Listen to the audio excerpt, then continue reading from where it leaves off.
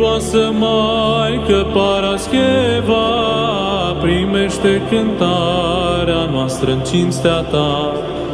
Ești izvorul milei, floarea fecioriei și ocrotitoarea României.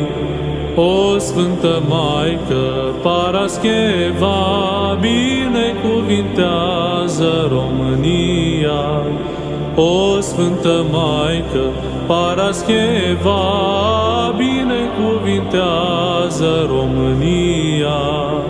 A Moldovei floare bine miresmată și a Iașului, Maică minunată, venim toți la Tine cu nădejde mare, că ești tuturora mult folositoare.